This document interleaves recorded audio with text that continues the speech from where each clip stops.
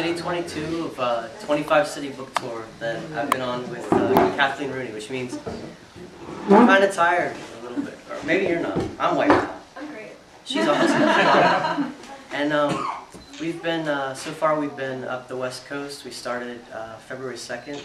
Started in LA, worked our way up to Seattle area. Then we went across to Minneapolis, Chicago, and then we did the East Coast, kind of the Northeast, all the major media markets. And so it's kind of a milestone, actually.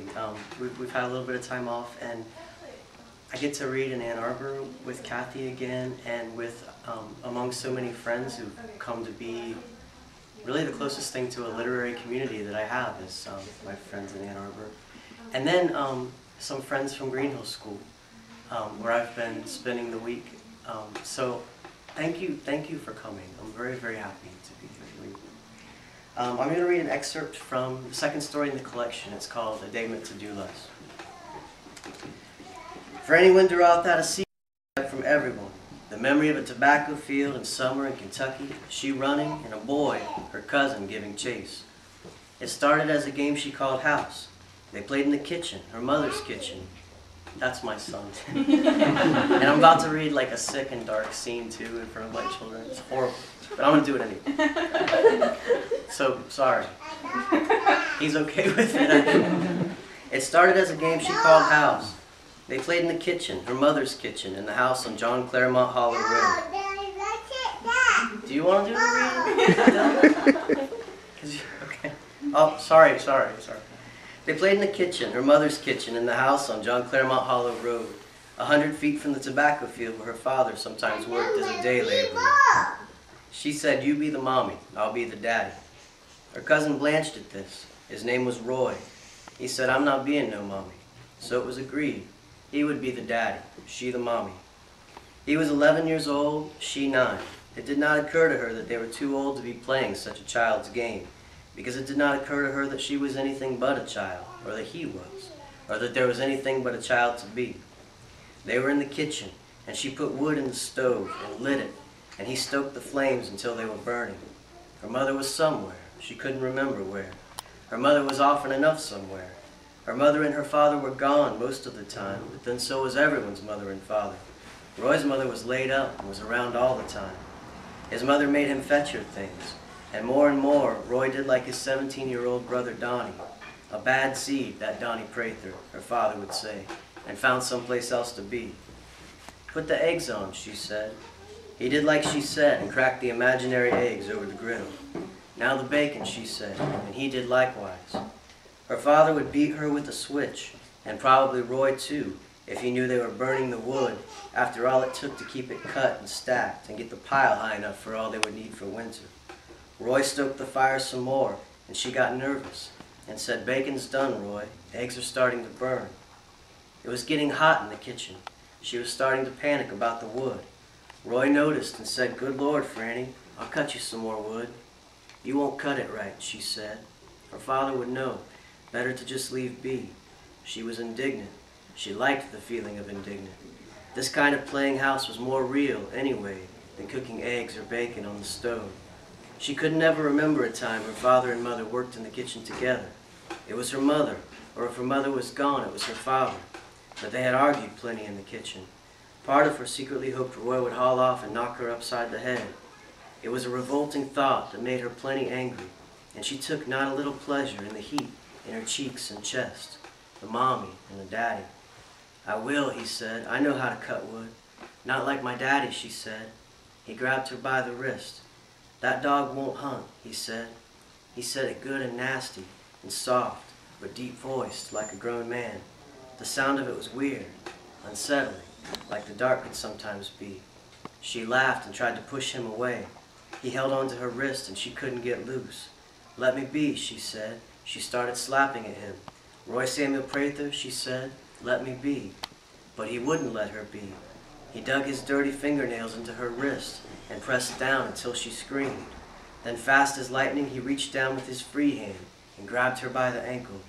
He picked her up like that, wrist and ankle.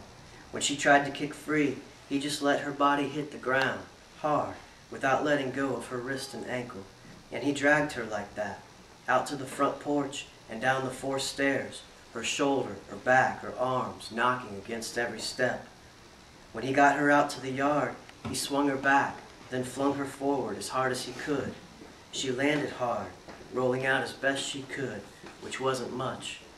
He took 2 steps back, bent down, picked a blade of grass, put it between his teeth, and chewed on it. He said, casual as can be, "I give you 50 steps, then I'm going to come get you." By now she was plenty sure he wasn't the same Roy Samuel Prather she had known the day before. She got up and ran with all that was in her, which was considerable. She had long legs and could run fast, and not just for a girl. She was barefoot, but her feet were hard and soft at the same time. Feet that did not mind stepping on stray stones the way other feet might. In later years she could not remember whether she said it aloud or not, but she did have the distinct memory of urging her feet on, of speaking to them. Go, feet, go.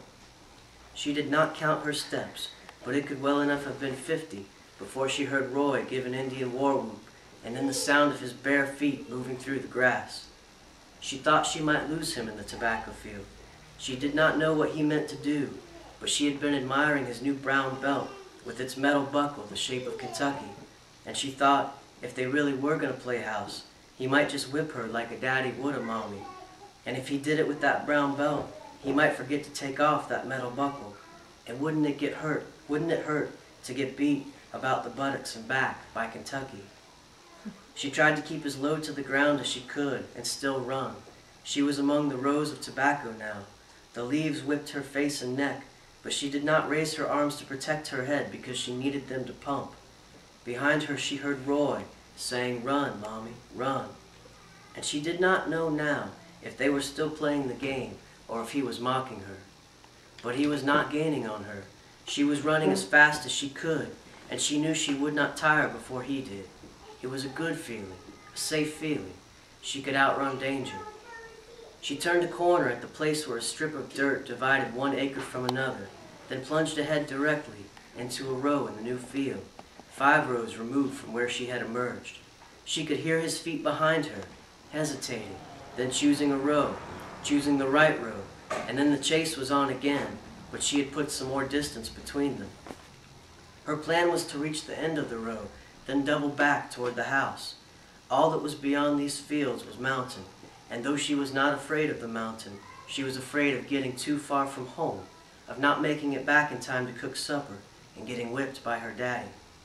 She made it to the end of the row and made a sharp turn left. She meant to count 7 rows, then make her left-hand turn toward home. She was running, flat out, counting, 1, 2, 3, 4, and then, boom, some large figure, something twice her size maybe, came out from row 5 and stood still, and she could not slow herself or dodge it in time to avoid collision.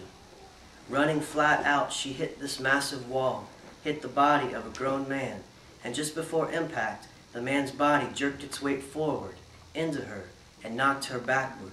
She landed hard, like a stone thrown straight at the ground, and bounced like the stone would bounce. It took her a moment to clear her head. She heard the sound of footsteps behind her, Roy's, and when she looked up, she was facing him. And when she turned the other way, she saw that she was facing something 10 times more scary, Roy's brother, Donnie. Thank you.